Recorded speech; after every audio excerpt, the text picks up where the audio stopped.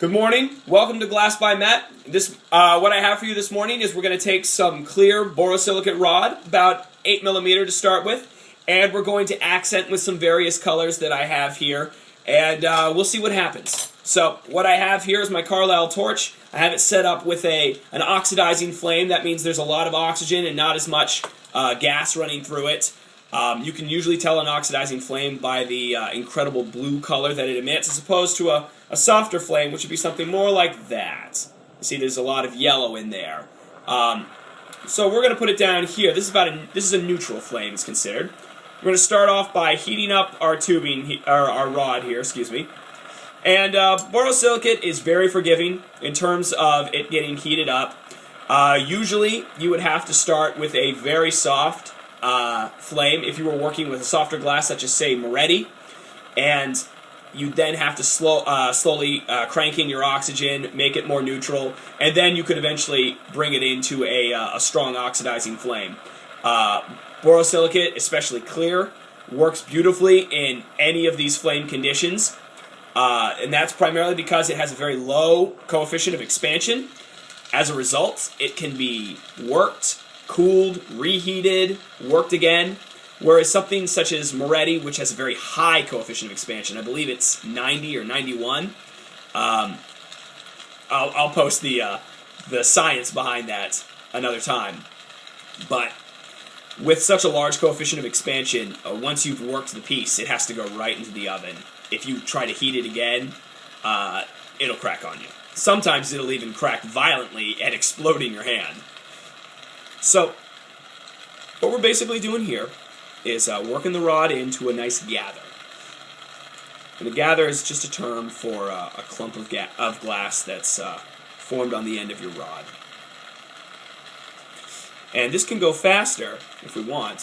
What I have on top of my Carlisle here is I've used a radiator clamp and put on a square piece of graphite. And when you're thinking graphite, it's the same material that's in your pencils, only formed into a nice block. And we use that because graphite absorbs heat very well, but at the same time reflects it back, so that way it allows you, and I've rolled out the rods there, so you can still see where I was working it, but you know it's still pretty even. Now I'm going to crank up my gas, crank up my oxygen, and we're going to go ahead and give this a nice heating, and we'll start working it into something here. Not quite sure what we'll do yet. Let's see what takes our fancy today.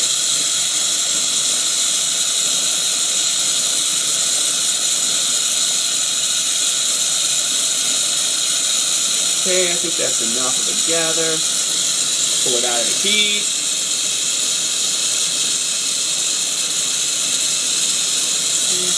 Work a little bit more.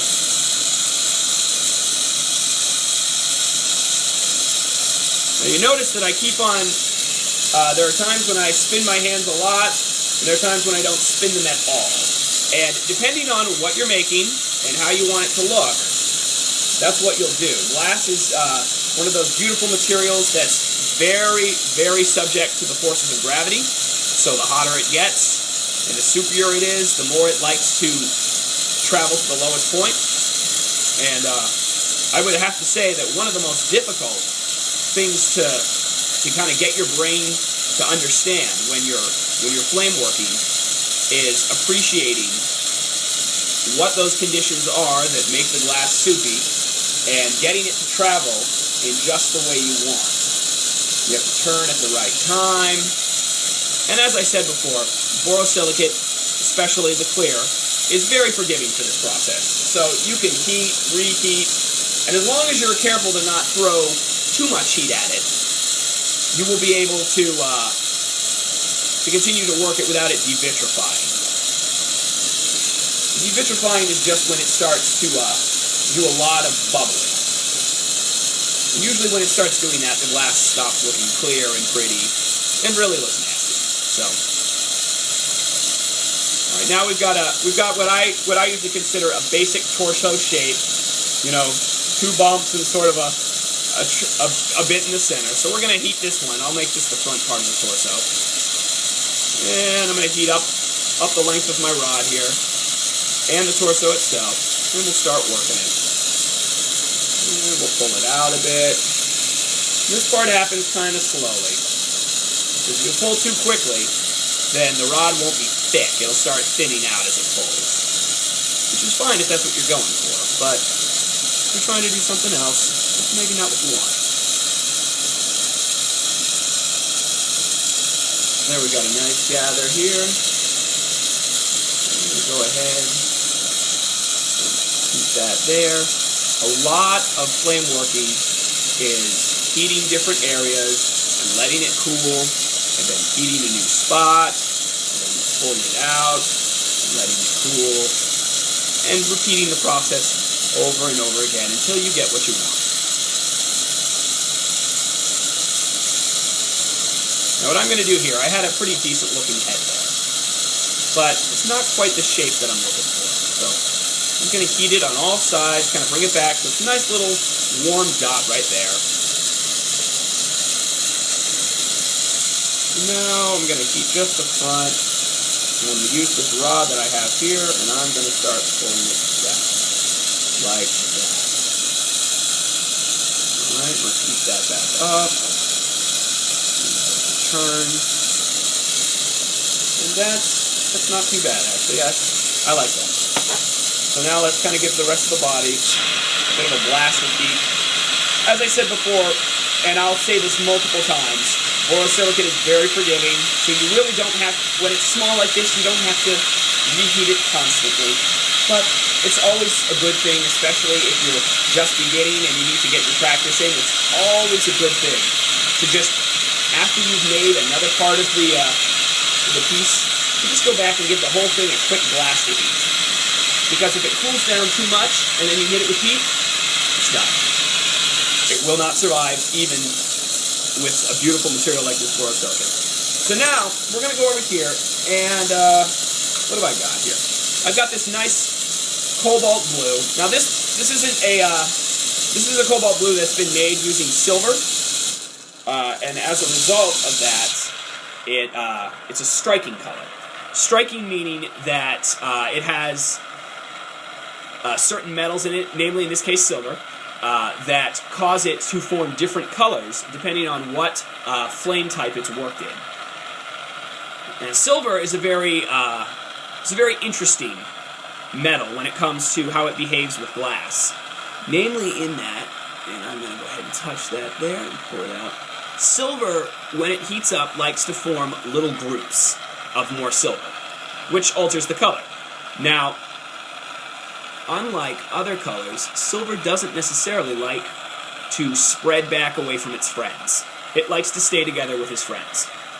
Because of that, oftentimes the more you work a silver color, the more silver you get.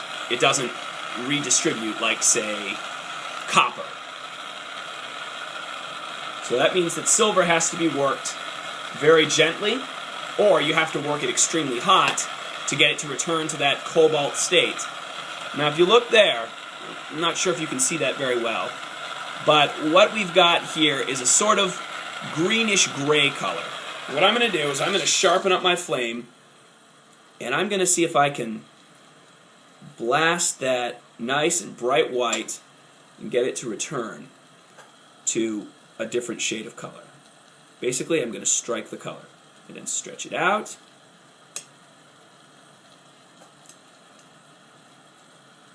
And as you see there, I've somewhat succeeded in that. Now there's kind of this light bluish-gray color that we had before, but now there's this dark cobalt blue. And if I hold it up to the light here, I realize you can't see this, but it does catch the light now. And that's because I've worked it hot enough to return that silver to its original groupings. Again, not something easily done.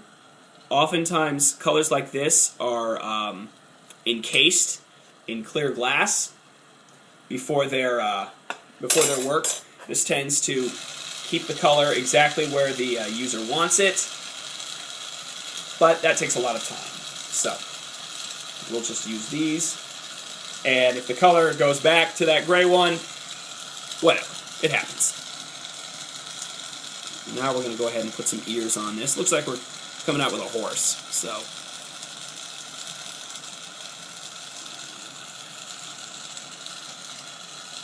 Okay, we'll go ahead and do the other side.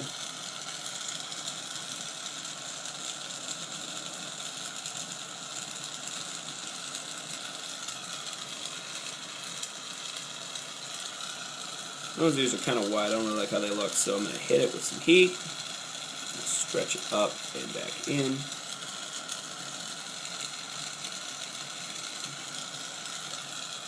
Okay, that's a little better. And now back on this side.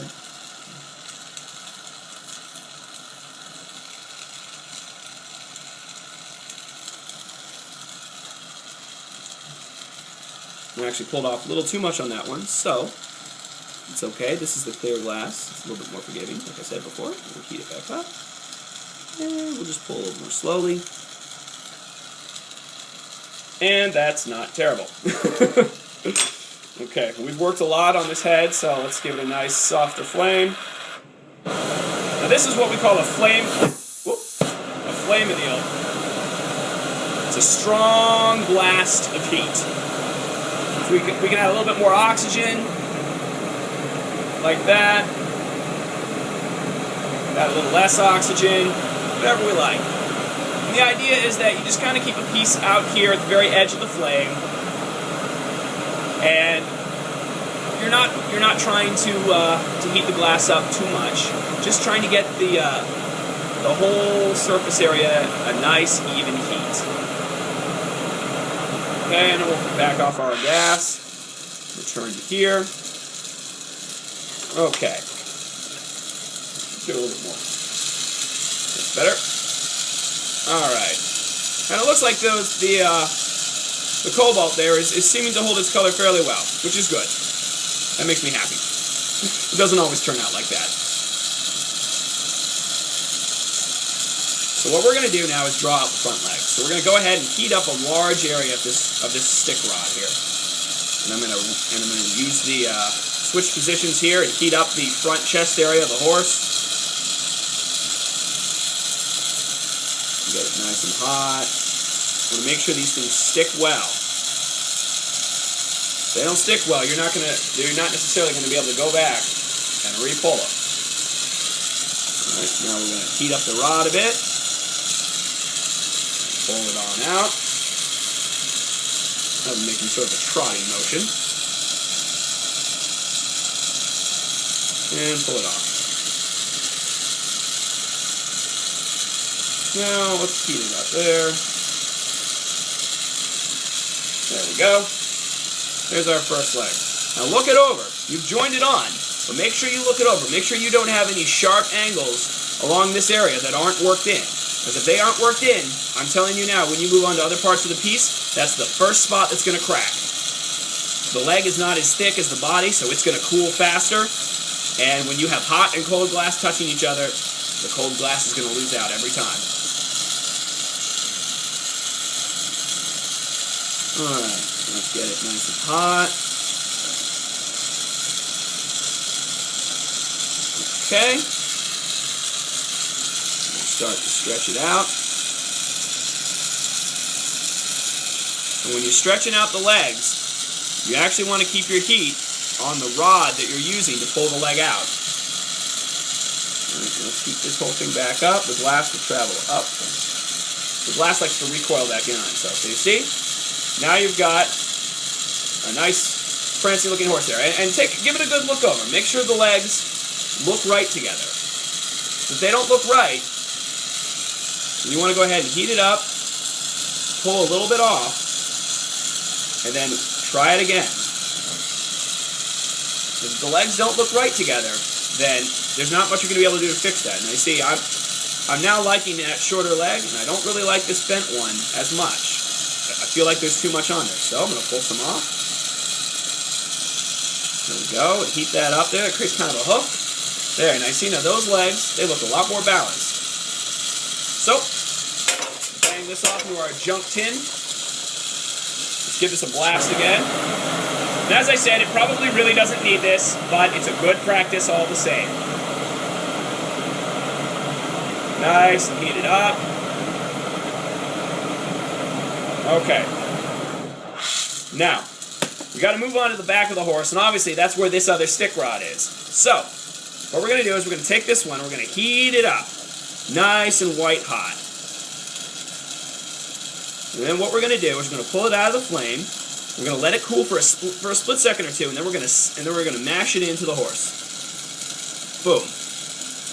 We're not going to push any further. We just want it there like that. This is what we call a temporary stick rod. Okay? See, it holds it there. But if I were to give this a good smack, it'll pop right off. And that's what I want. I want to be able to pop this right off when I'm done. It also means I have to be careful. Now, from this point forward, I have to make sure that whatever I do, I don't give any of my piece here a hard smack or a hard jerk. So now that means I'm going to heat very carefully with this back stick rod because it is joined into the horse. If I pull too hard or too quickly and it's not hot enough, it will yank that stick rod off and I'll have to reapply. And that can get messy. That can literally be the ruin of your piece. Alright, so there's a little too much back here where the stick rod was, so I'm going to pull it off. I really want to round that over and get it worked in nice and neat. And I'm using a very sharp flame here because we've already worked the front of this horse. We've got the legs right where we want them. It doesn't always happen right away. And so I really don't want to alter those. Not now anyway. We'll do final sort of detail work at the end. But I don't want that to happen now. So I'm just kind of keeping the horse hot as I heat up my stick rod here. Alright, I'm going to heat that abdomen. And let's go ahead and start our application there. Okay. Let's get that hind leg pulled down. And now we'll heat our rod. Pull it out.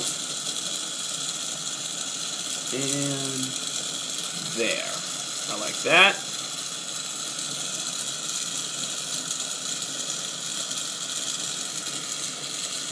Excellent. All right, and again, check the underside.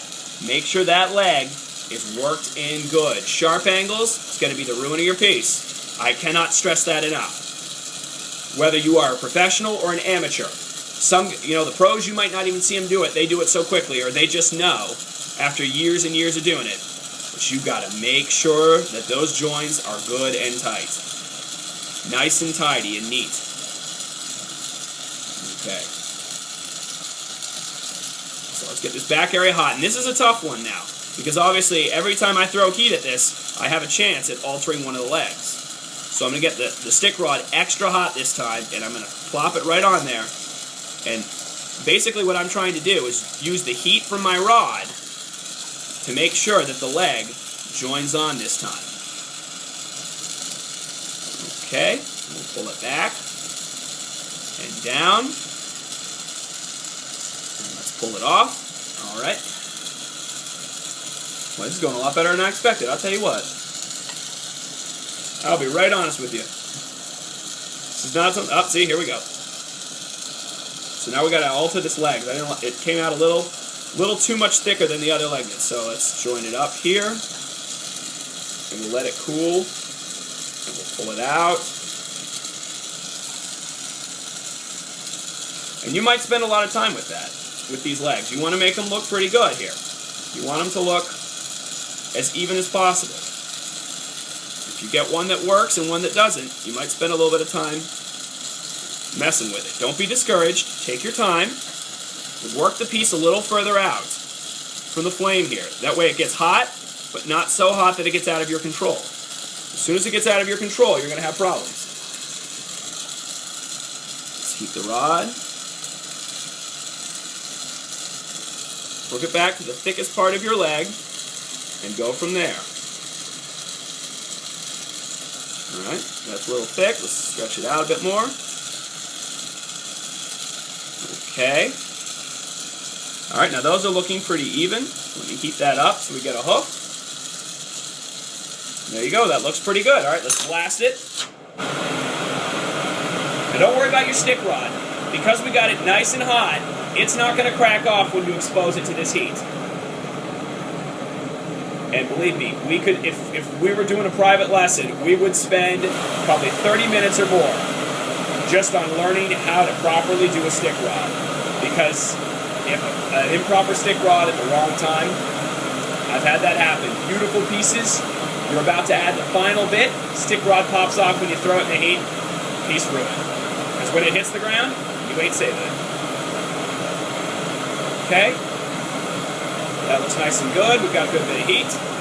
So we're going to go back to our blue. We're going to go back to a soft flame here. Get it nice and hot. Okay. What we're doing here is I'm preheating the whole area of this rod that I'm likely to use. I'm already getting that silver already gathered up into its clumps. And that's going to alter the color. And I'm going to show you what I mean here. We'll let this cool a minute. Now, I'm not sure if you can see this. I think you can. But the tip of the rod, where I was just working it, has already begun to change color. See, it's already a different color blue than the rest of the rod. So that's what you're dealing with here. You need to be very careful.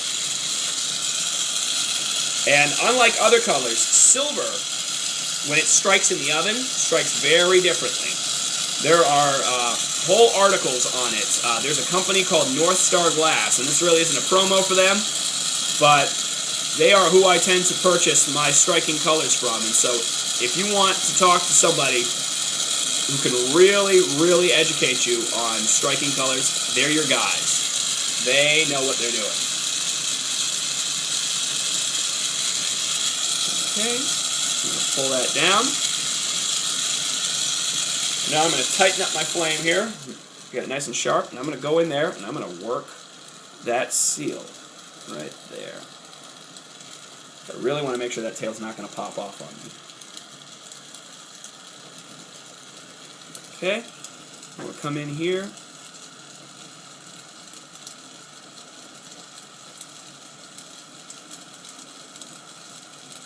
What I'm doing now is I'm just heating up my rod and drawing it down against the tail of the horse here. And I'm doing that to basically give it some texture. Give it some visual texture here. I want it to look like it's more made of hair than, just a cartoony glass rod. Something we could have done on the mane earlier, but I wasn't really feeling it. The mane can be so difficult sometimes. The tail's a lot more forgiving on a horse. You just keep your heat on your rod and touch down against the glass and pull away. Pull away quickly. And it stretches out. And it creates a tail-like texture. It creates a hair-like texture. Then you go back. You give a good heat with your good heat on the tail. Now we're going to increase the heat a bit. Whoop. Popped out.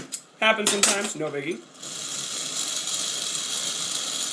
We'll go ahead and work that in.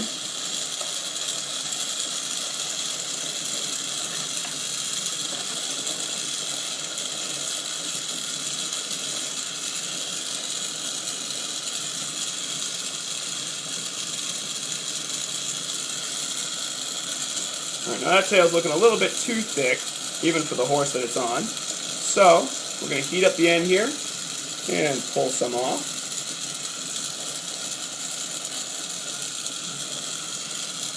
That's looking a little better. Get it nice and struck.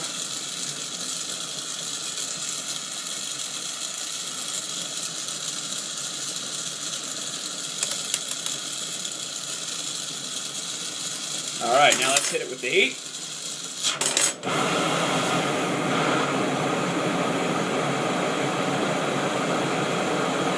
Now the next thing that you're going to want to do, depending on what your preference is, let me shift this over.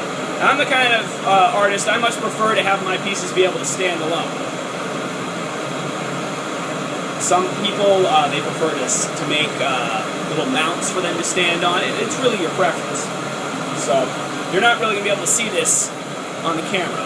But what I'm doing now is I'm setting the horse down against the surface of the table. And I've done that, and I don't like I don't like how it's standing. So, what I'm going to do here, back off my oxygen,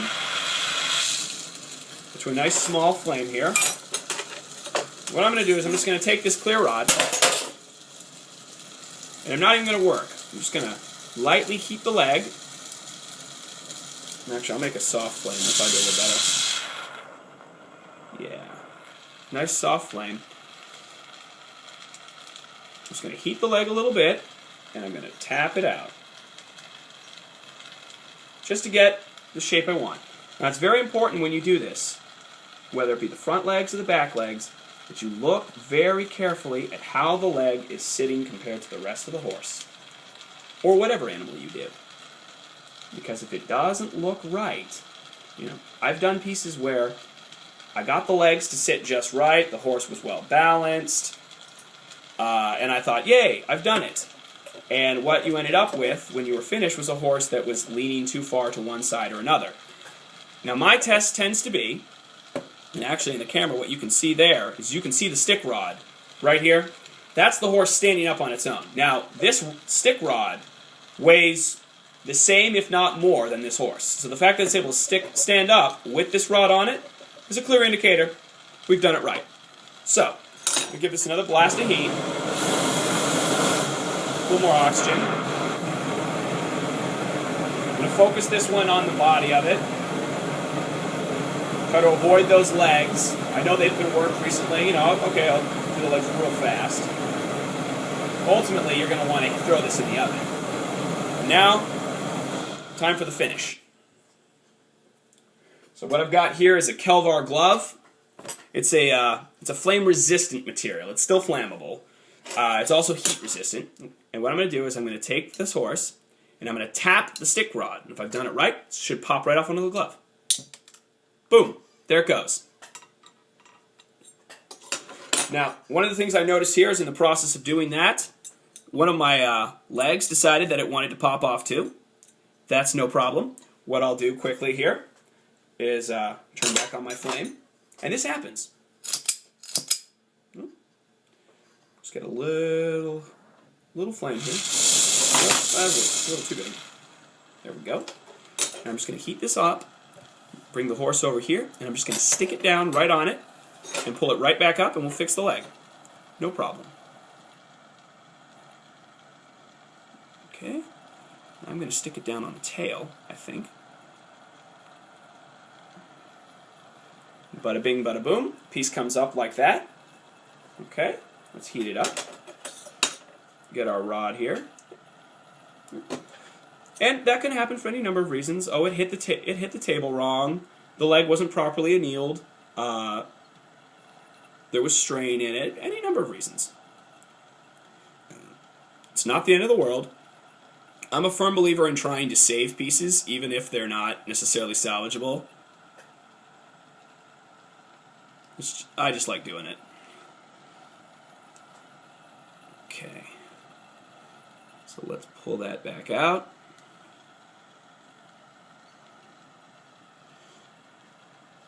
And again, it's looking a little thin here, so we're going to go ahead and let it work down.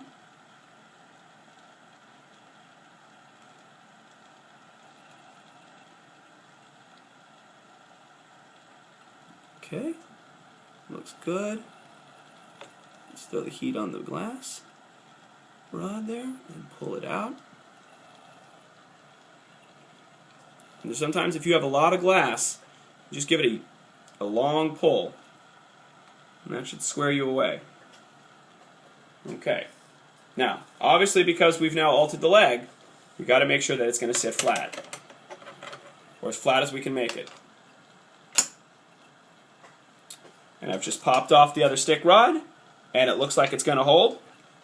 So, we'll call that one done. Let's put this glove on and I'll show you. Parts of this piece are hot, parts of it not so much. Turn off our flame here. And there you have it. I'll turn the camera so you can see it now. One finished horse. Thanks for watching. I hope you enjoyed.